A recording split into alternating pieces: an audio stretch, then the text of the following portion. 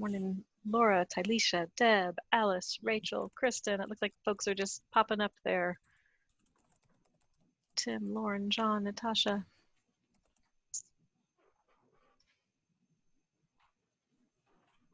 And others. Give us just a moment here. So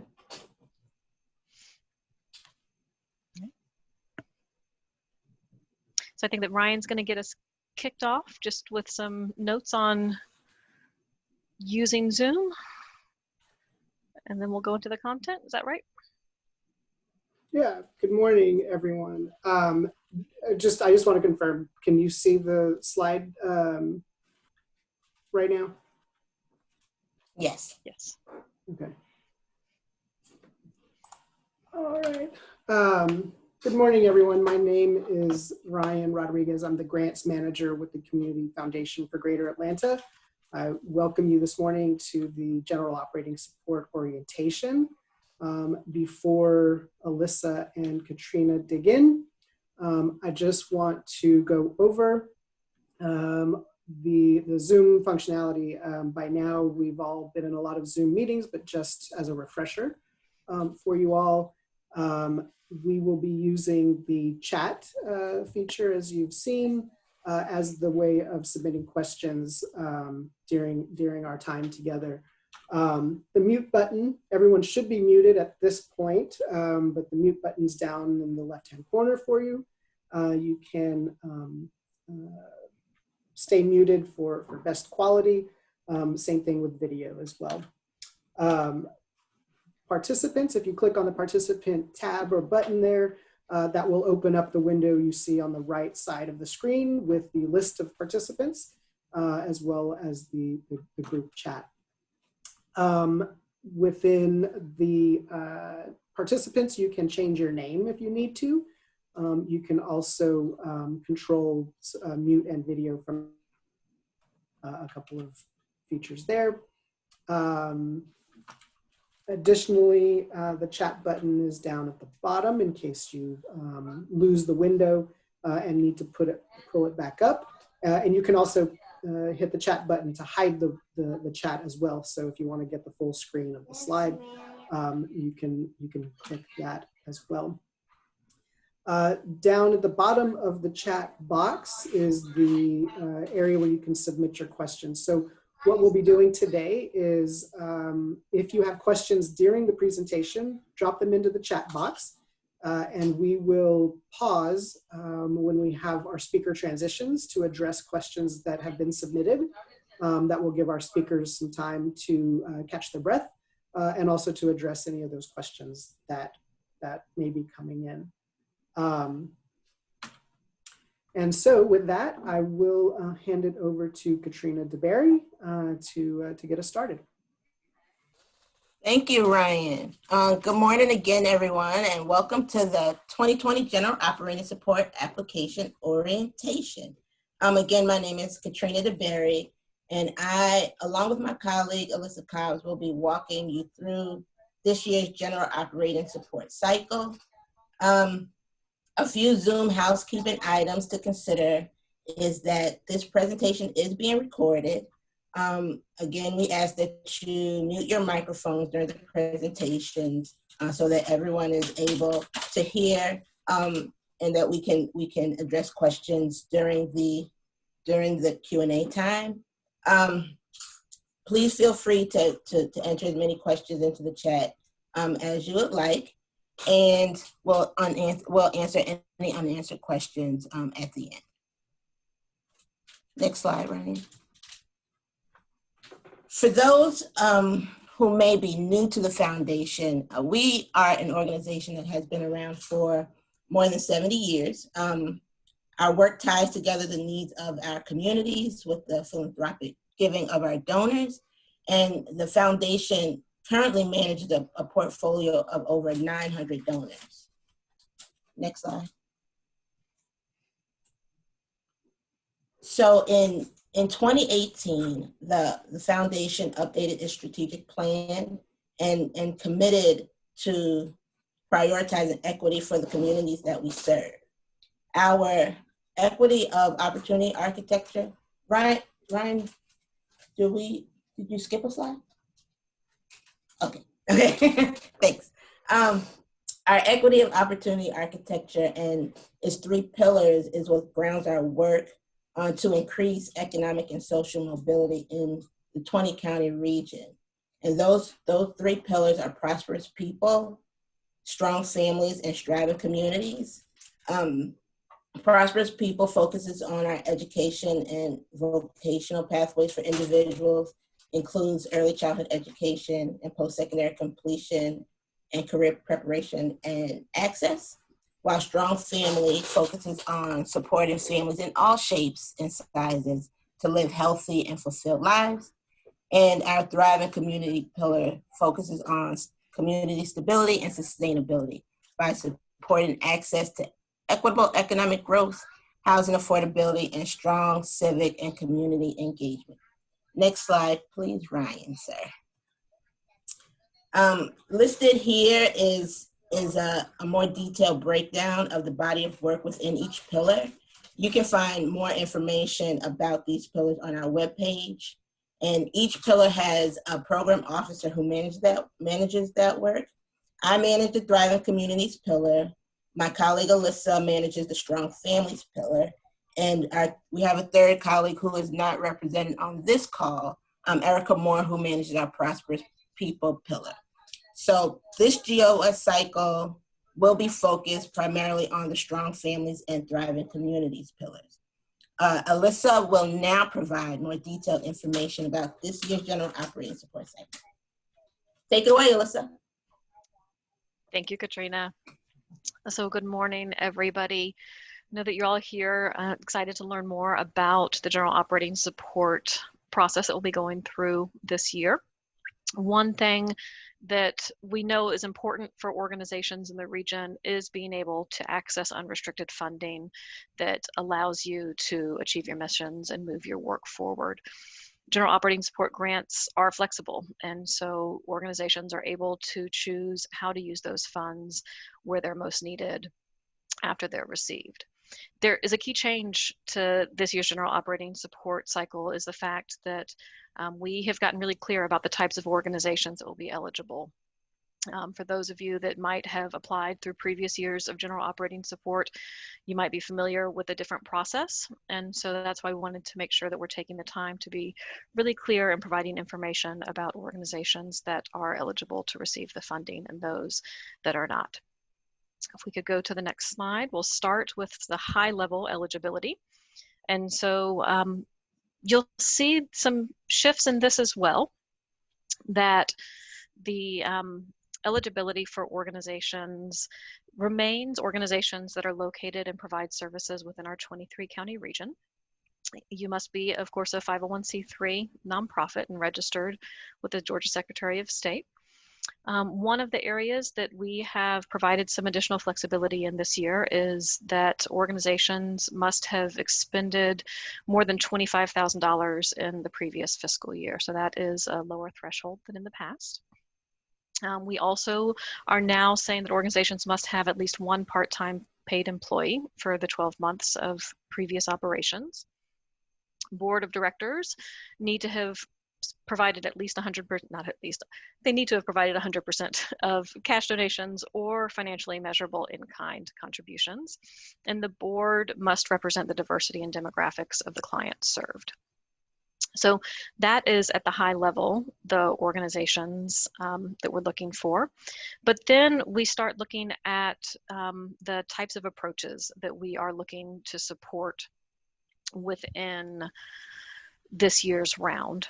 And so you must align with one of these 3 pathways. So within Strong Families, there is the Atlanta AIDS Fund.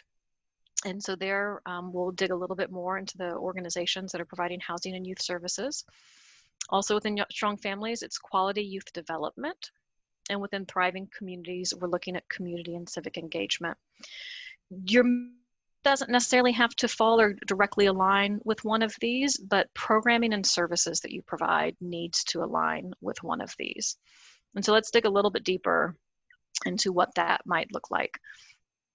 So for Thriving Communities, There will be prioritization given to Black, Indigenous, and people of color led and serving grassroots organizations.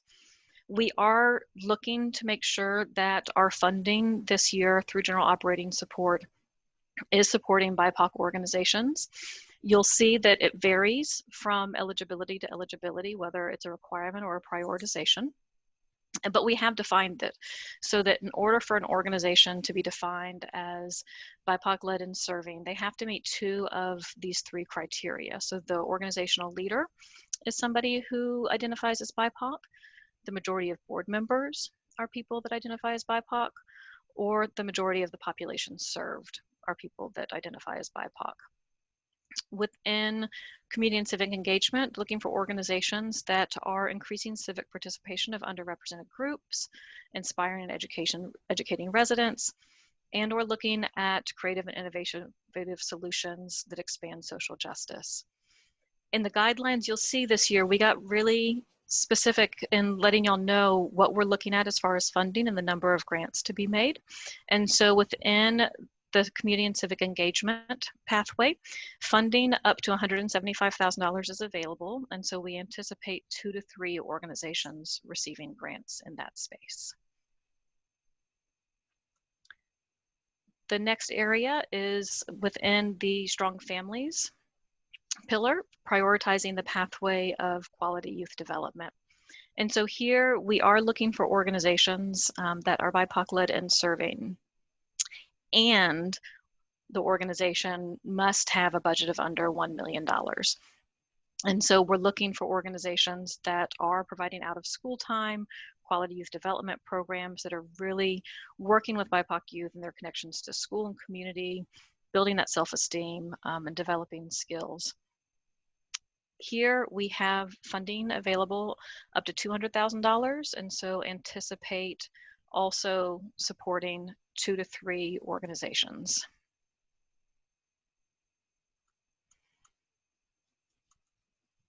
Then the final kind of this space for general operating support this year is with the Atlanta AIDS Fund.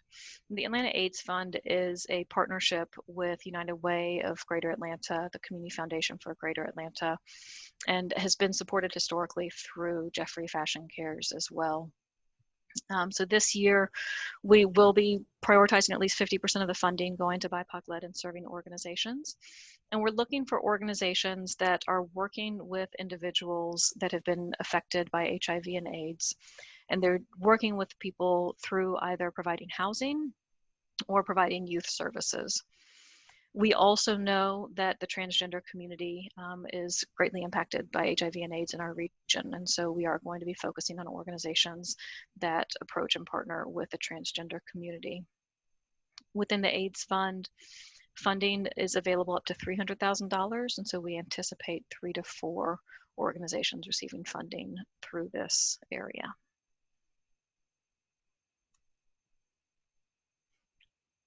So when you think about the request that you want to submit as an organization to be considered, this year we are saying that we will fund up to $50,000 per year for up to 2 years. And so when you submit your letter of intent, which we'll go into in just a minute, you'll have the opportunity to say how much you're asking for per year and whether you're asking for 1 or 2 years. Another thing is that in our effort to really address equity in our grant making processes, one of the things that we have done is that in the past, if you're familiar with us, you know that we had our organizational profile and we had our common grant application. In the past couple of months, we have combined those solely into the organizational profile. And so if you had a common grant application, the information that was in that fits within the organizational profile has been pre-populated there. And so when you go into our system, you will only see access to your organizational profile. There are a few key areas that if you've had your common grant application completed in the past, that you'll see that you need to fill out. One is that there is now an opportunity to talk specifically about the impact of your programs. And the other is that there is opportunity to provide the demographics of your organization leader, the leadership team, staff, board, and people served. And then there are a few questions around how your organization thinks about and approaches and does work related to equity in the region. Now, if you filled out your organizational profile earlier this year, even if it was just a month ago or a couple of weeks ago, we want to make sure that you go in and update your organizational profile by the deadline, which is Monday, October 26th. Because we have streamlined this process, that organizational profile is a key part of your application and will be getting reviewed when we're looking at organizations to consider for funding. And so we can't say that enough. Make sure that you go in and update your organizational profile and make sure that it is complete and all of the fields have been answered. The second part is a letter of intent survey. And so in just a moment, we'll go through some of these questions. Thank you, Ryan. One thing I want to note here, though, is that the letter of intent is a survey. There's a link to that survey within the guidelines document. We've gotten a number of questions from people that have been looking for the letter of intent in our nonprofit portal. Make sure that when you go to the guidelines document that you're clicking on the link for the letter of intent survey there. And that's where you will be able to access that letter of intent to respond to. So you can see here, there are some common questions regardless of which pillar or pathway you are applying under. As I mentioned earlier, you'll be able to let us know what the amount of funding is that you've requested and whether you're requesting for 1 or 2 years. This is where you'll be able to let us know the percentage of your board of directors who gave cash or in-kind donations to the organization. And then there are 3 questions, narrative questions for you to respond to. We know that it is the time of COVID and that has impacted every organization on this call and in our region. And so we want to continue to have a greater understanding of that. We also want to understand how you've adjusted to the current economic circumstances as a result of COVID. And then if your organization has done any work related to policy and advocacy, there's an opportunity to share that. And so those questions are for everybody. They are in each of the letter of intent surveys. But then if you are applying through Thriving Communities for the community and civic engagement, you'll have an opportunity to tell us how your organization is addressing issues related to social justice, what type of partnerships you have undertaken, and how you're working with others to address civic issues and policy. And then also from that resident engagement perspective, how you're encouraging people in the region and constituents to stay up to date and to advocate during this time. Within Strong Families, if you are looking to be considered for quality youth development, you will have an opportunity to talk about any efforts that your organization is taking related to mental health for young people. And then also in quality youth development, we know that youth engagement, youth leadership, youth voice is important. And so we want to make sure that there's a space and a time for you to be able to let us know how you are affirming youth and providing opportunities for youth voice.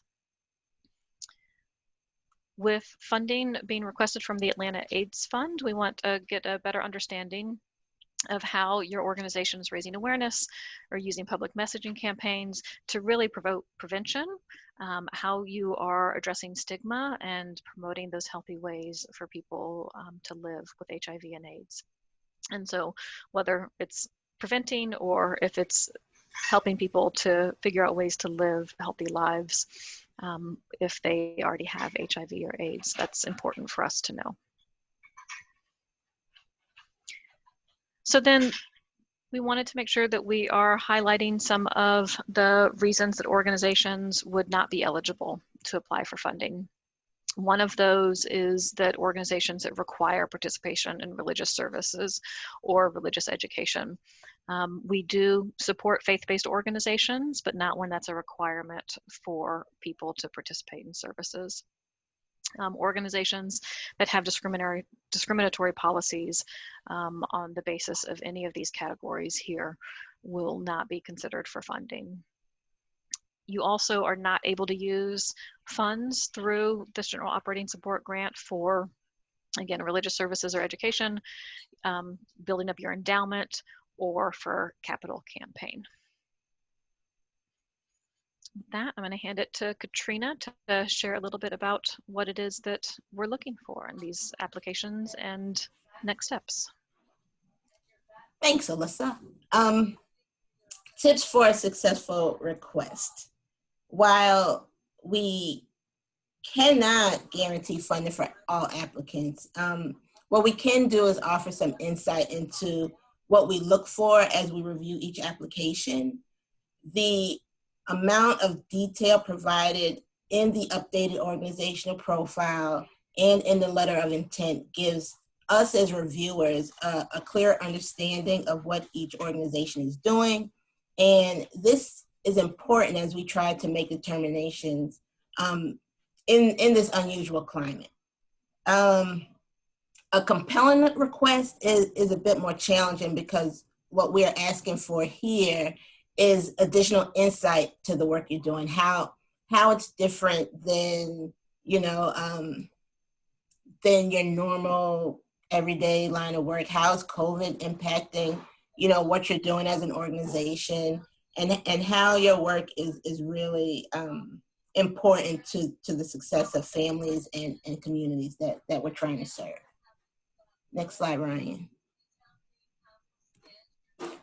So the timeline, if you are like me, you've taken a look at this timeline and got a little bit of anxiety about the truncated amount of time with which we have to both ask for information from you as applicants and for us as reviewers to be able to review these documents and make assessments into how to deploy funding.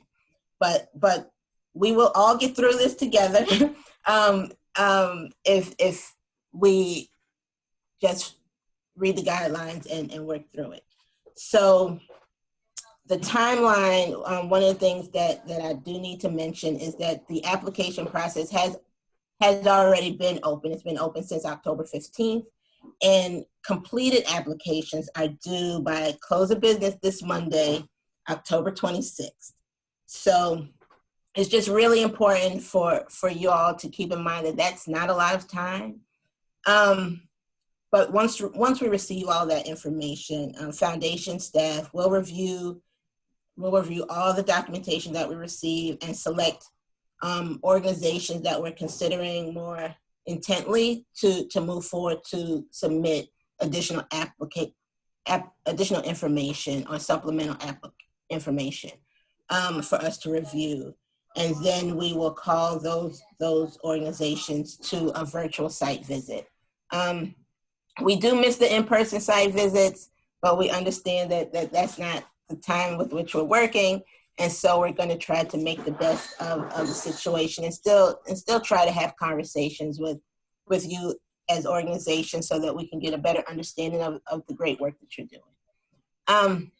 Once those funding decisions are made and finalized, applicants will be notified of our funding decisions by Wednesday, December 23rd. Next slide, Ryan. Did you skip one? No? Okay. Okay. All right. How to apply. Maybe I skipped one. That's what it is. Yeah. Okay. So if you haven't already begun the process for applying to GOS, it's important that you first go to our website and really review those 2020 guidelines.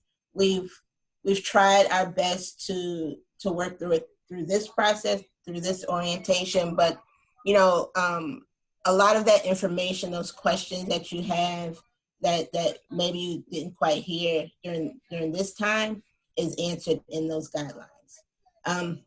We're going to keep reiterating that you complete the organizational profile. The foundation team has really worked through trying to update that profile, make sure that we're pulling the right information from organizations to make a thorough assessment of how to move forward. And also we tried our best to make it less onerous for organizations while trying to get to that detailed information. And complete that letter of intent. And remember that it's due on Monday. So that's coming up pretty soon. Next slide, Ryan. So the foundation staff, like I said, worked to make this process a little less onerous. We've actually reduced the amount of supplemental attachments that we've requested from organizations from 11 to 5. So thank you, and and I'm also thanking us because that's a lot of work to review for all the organizations that apply. And so what we're looking for with this application process is your current fiscal year operating budget as approved by the board of directors with the year-to-date actual information, your most current balance sheet, the last fiscal year of internal year-end balance sheet with the year-end budget and year-to-date actuals, your operating budget for the next fiscal year, if your next fiscal year begins on January 1st, 2021, a strategic plan, an annual plan or a business plan if available. That really helps us to understand not just where you are as an organization, but where you're trying to go, how that that supports the work that we're doing. But we will not be penalizing organizations if you do not submit this. We like it, but you won't be penalized. So then after reviewing all of that information, that's when we'll move organizations to site visit. So just keep in mind that all organizations won't be moved to site visit, just ones that we've decided to consider in more detail for funding. Reporting requirements. So with this process, we generally require organizations to submit every 12 months. The change to our reporting requirements is that we're not just looking for you to complete a form report, though we may ask you to do that. We're also trying to be more relational in our approach to our reporting, and so reporting might include a conversation about some updates that you're having as an organization, or submitting some stories that help our donors to visualize, what all of the hard work that goes into that funding and support does. So as a foundation, we're trying to move from just, fill out this mid-year report, this end of grant report, and just check that box. We really want to be more relational in how we support organizations. Next slide, Ryan. All right, so we've come to the end of our formal presentation, and now we are ready for any questions that you may have about the process. Let's see. Ryan, do you see any questions in the chat that may not have been answered? Alyssa? I don't think so. I think Diaka has responded. Alyssa and you have responded to questions. If anyone else has questions at the moment, now that you've heard Alyssa and Katrina go through the presentation, feel free to drop them in the chat so that we can address them here. From a technology perspective, there are people raising their hands. Are they able to unmute to ask a question, or do they need to type in the chat box?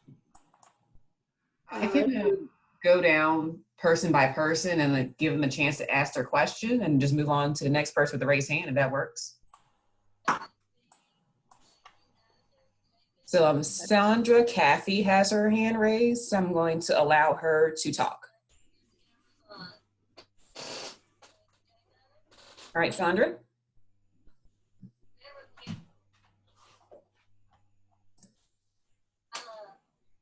Andrew, you might need to unmute yourself on your end now that you're unmuted on our end.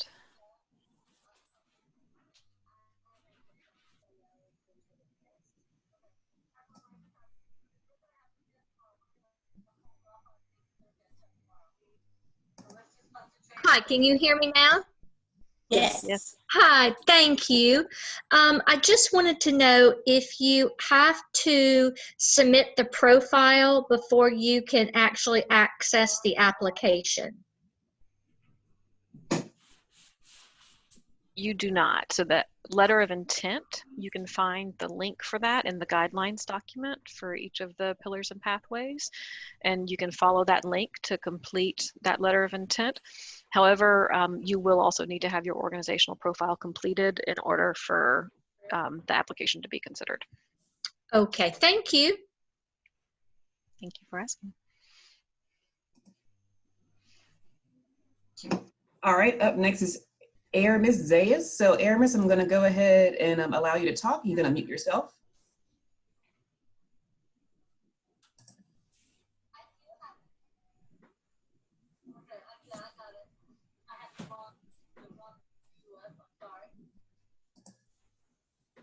Hi, can you guys hear me? Yes. So the chat has been disabled. That's why we're all raising our hands, I think. So I don't want everybody to go down the line if there were too many of us. But thank you for allowing me 2 questions. One is majority BIPOC-led board of directors. Is there a percentage tied to that? Is it 50% or higher, or does majority imply a higher percentage than that? At least 50% is the general rule that we're going by. Okay. And then my second question is, we actually are in the middle of a 2-year grant, and we need to turn in our interim report to complete our 2nd year. I'm assuming that makes us ineligible. However, should we still update our organizational profile by the deadline? I think you should still update your organizational profile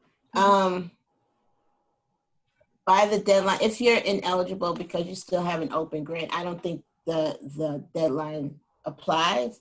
But because we've taken the time to add some new components, it would make the most sense to update it. So then do we complete the linked survey as well, or just the profile? I would do just the profile at this point. If you don't qualify for the GOS, then just the profile will be enough.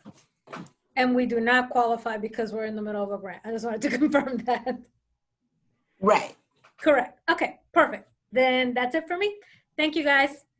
Thanks, Thank Edna. you.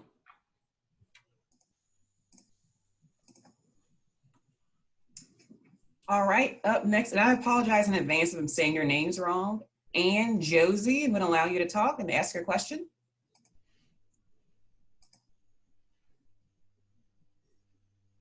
Can you hear me? Yes. Okay.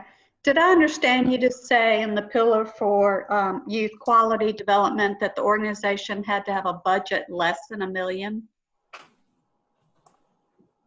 Yes, ma'am. Okay. So not just the overall organizational budget, not the program budget. Correct. Okay, thank you.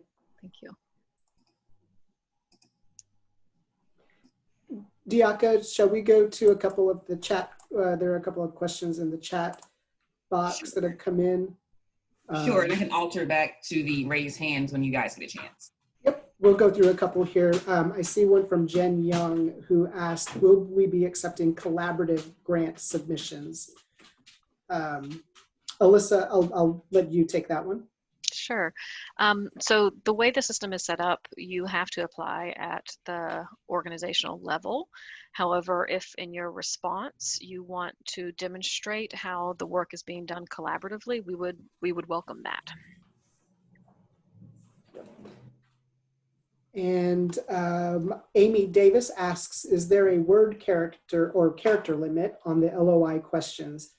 Amy, there is I mean, there is a character limit, but it is, I believe we set it for like 3,000 words. So we certainly don't expect a 3,000 word response, but we wanted to give space for that, space for a complete response. So that's the limitation there.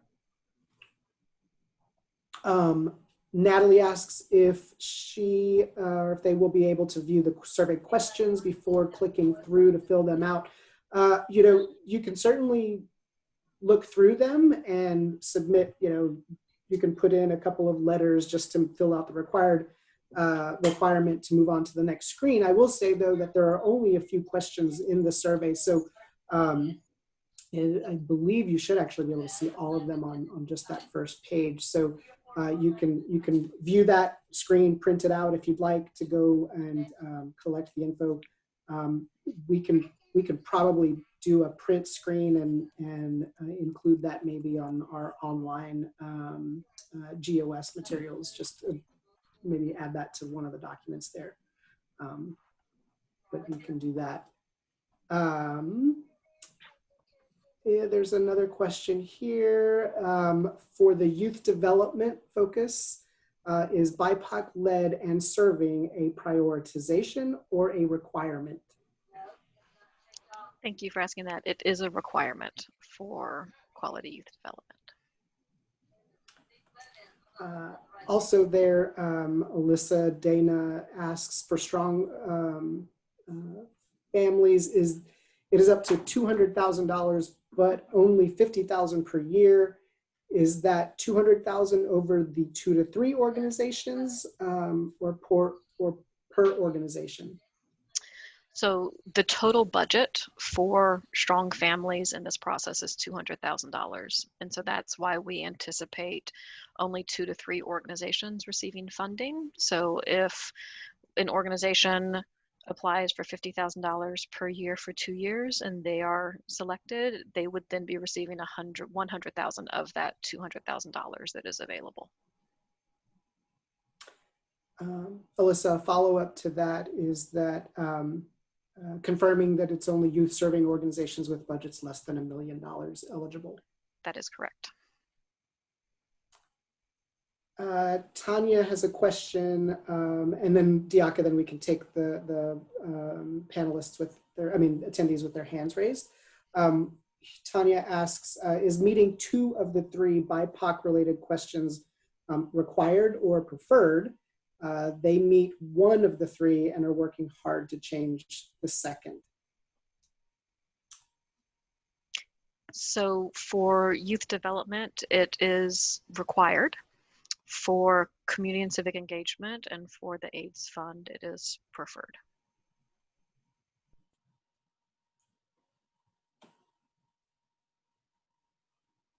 All right, so we can switch right back on to the folks with raised hands. Rosaria Hernandez, I'm going to allow you to talk. Please ask your question.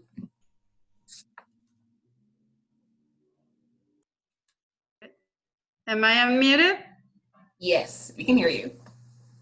Yeah, I got on this a little bit late, so I wasn't sure as to where do I fill in my organizational profile. I don't know if the prior executive director had already filled one out. So is the link attached to the first email that I got?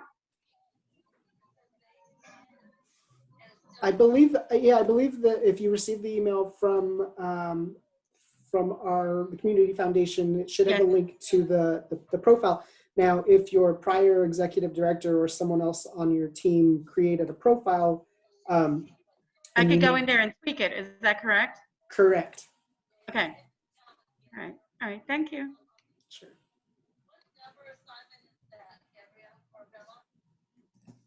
All right, up next you have Michael Thomas. Thomas, I'm going to go ahead and unmute you.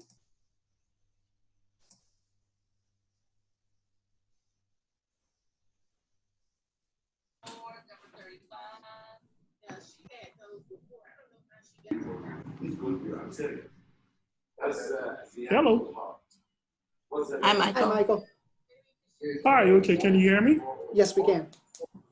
Oh, okay. Because I'm out. So I just want to kind of revisit my question real quick because I have some background noise. So I had a question. Do we need to submit the board members' names and positions in the letter of intent? And will we be notified if we're not selected to move forward by November 4th? No, so Michael, you don't need to include the names of your board of directors. Simply, responding with the information that we asked to confirm.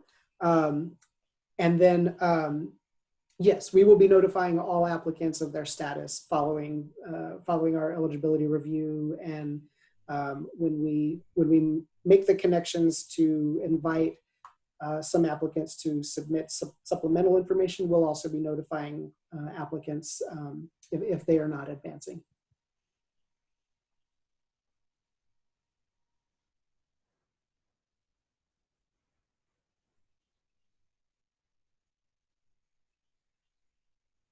Okay, Michael muted himself, so I'm sure maybe it's just a background noise, but Michael, if you have any more questions, just let us know. We're gonna move on to Mary Tullis Green. Mary, I'm gonna mute you. You can go ahead and ask your question.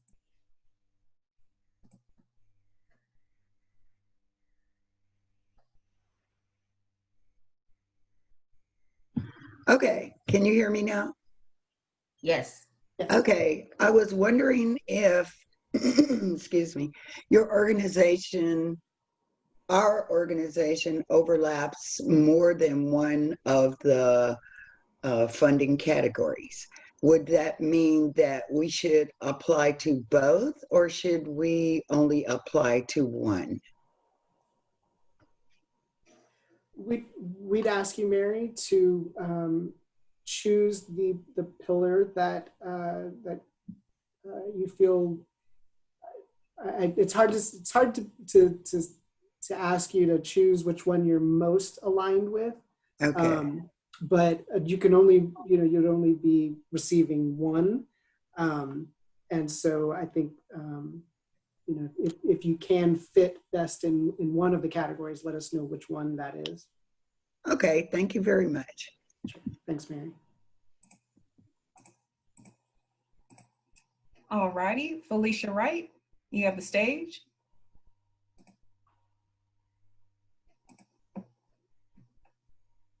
Hi, can you hear me? This is Felicia Wright. Hi, Felicia. Hi, Felicia.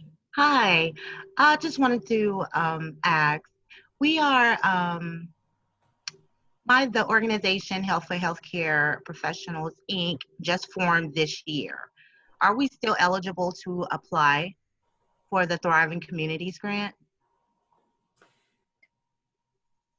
I'll say yes, but then I'll ask Katrina to clarify. But from our general perspective, yes. So long as we'll ask for the the documentation in terms of doing our due diligence. But as long as you've got your 501c3 letter of designation, then we're all set. When it comes to the budget information and financial information, I'll let Katrina weigh in on what she needs for that. Okay, thank you. Yeah, and so you said you've only been a 501c3 for how long? For this year? This year. Okay. Actually, April 2020.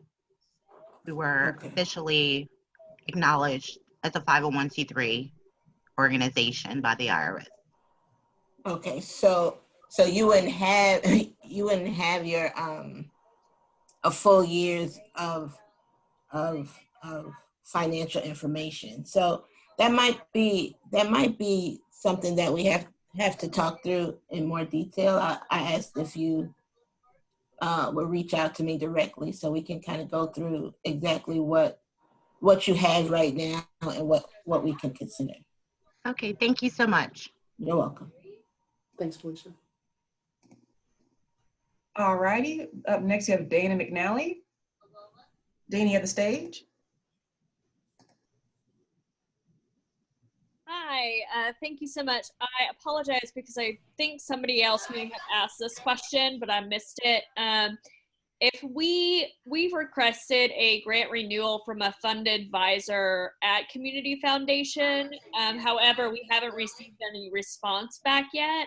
So would we still be able or eligible to apply for this one? And then if that came through, we just wouldn't get this one?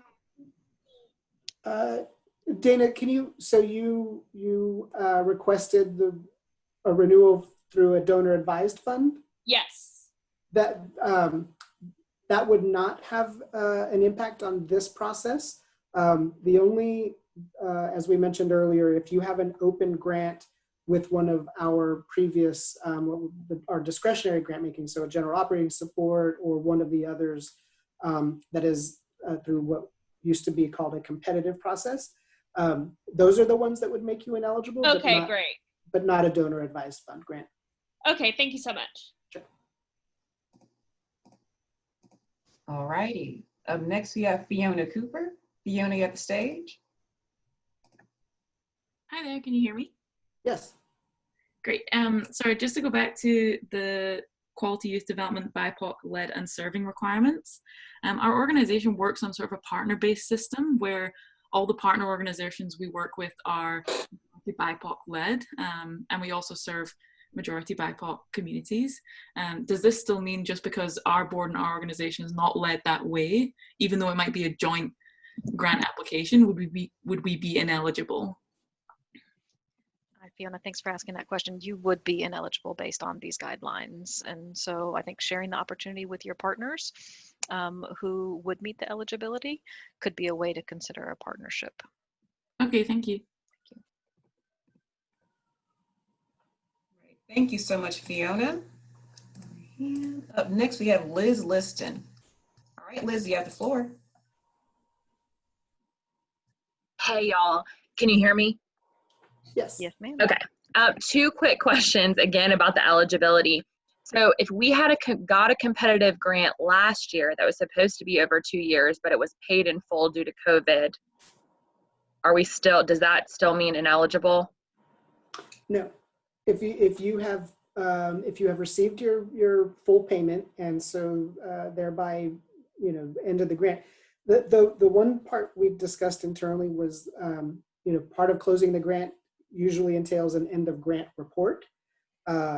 So if you have not submitted an end of grant report, then we would prefer that report be completed before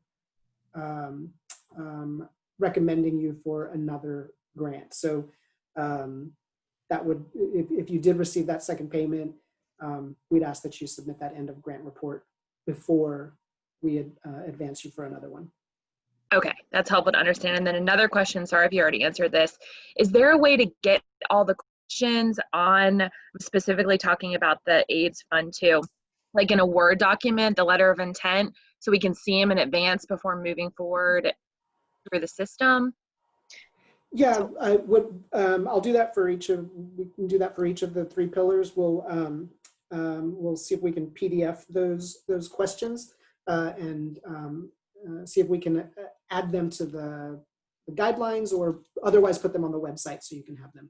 Perfect. Thank you so much. Okay, that's it. Appreciate y'all. Yeah. Thanks, Liz. All right, we have one more raised hand from Natalie Aiken. Natalie, you have the floor. Hey, just question about from a process standpoint. So filling out the organizational profile and then the letter of intent is the actual survey. It's not, there's no additional letter that needs to be submitted, correct? Yeah, we loosely use letter of intent to stand in as the survey response. So your responses on that survey serve as your letter of intent. Okay, and then the additional supplemental attachments, those are just if we've been selected to advance, correct? Correct. Okay, great. Thank you so much. All right, we have one more raised hand, and after this one, I believe we can go back to the questions in the chat. Ashley Luman, you're on the stage.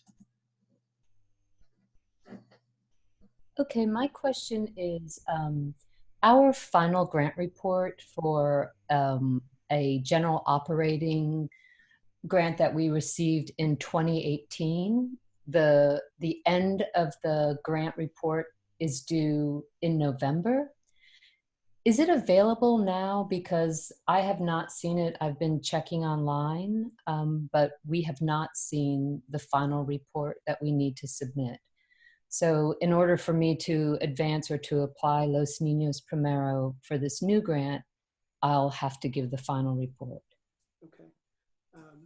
Thanks, Ashley. So yes, we'll get those sent out. We had, due to COVID, we had extended the deadline and kind of given flexibility, and didn't want to rush organizations from submitting that. However, now we'll get that link out so that organizations who are applying can get that turned in.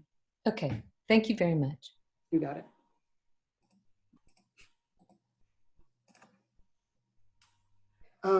So going to the chat, thank you, Diaka, and thank you for everyone who submitted those questions.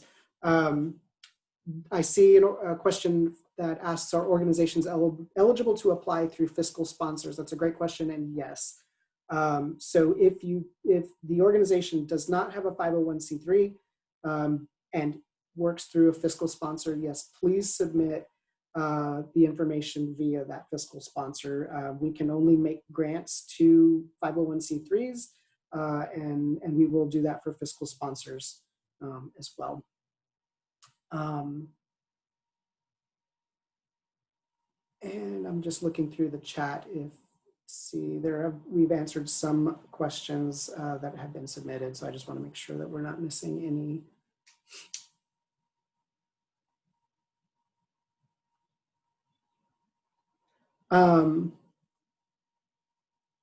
So Rachel asks, is there a particular reason why there seem to be fewer slots available for each category this year? While the application seems to be streamlined, which is appreciated, is it correct that this year's process will likely be more competitive because fewer organizations will be awarded in each category? Alyssa, Katrina, do you have a response to that or thoughts? I think what I would say first is that the general operating support process every year is really competitive. But what we're trying to do is make sure that our grant making is closely aligned with our equity of opportunity architecture. And what that means is that we're narrowing our focus in order to have more direct impact, and also try to get the dollars out effectively.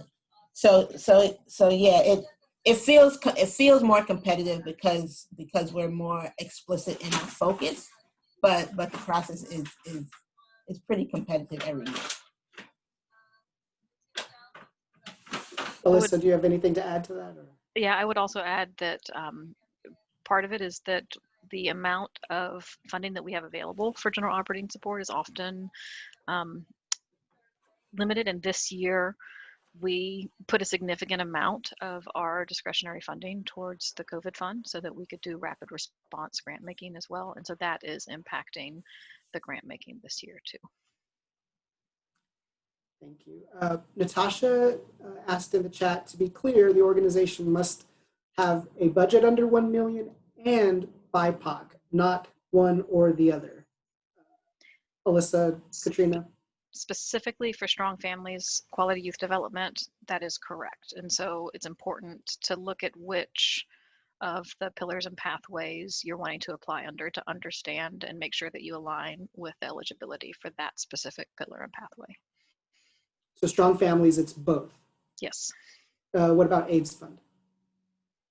It is not both for AIDS Fund. So AIDS Fund, we did not put a budget limit on the organization. And Thriving Communities, Katrina, do you? And communities, it is not both.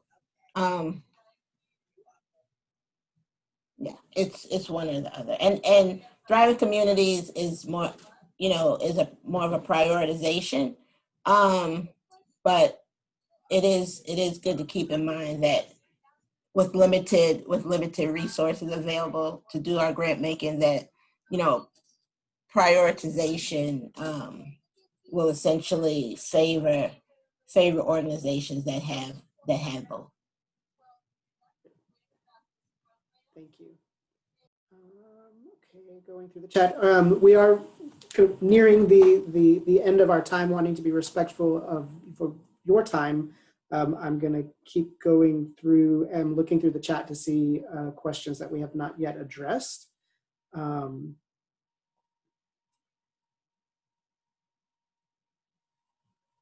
There's a question that asks if our programming related to this grant is being interrupted by COVID, would that make for a less compelling application?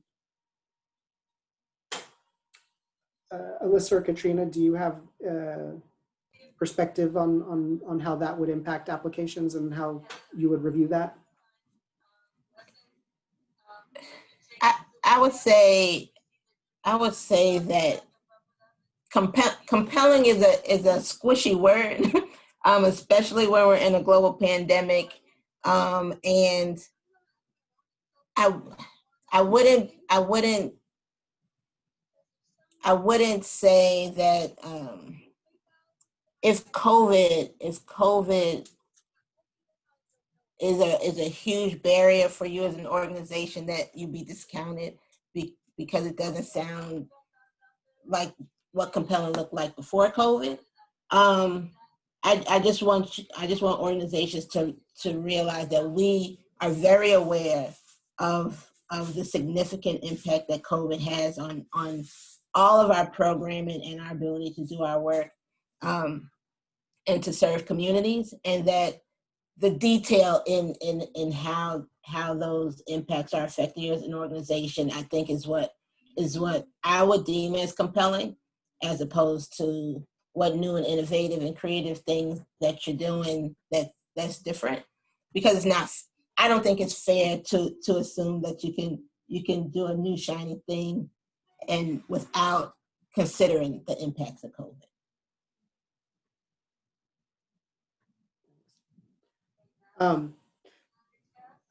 Okay, so we are about to close out. So I wonder if Katrina or Alyssa, if you have some final thoughts before we close out.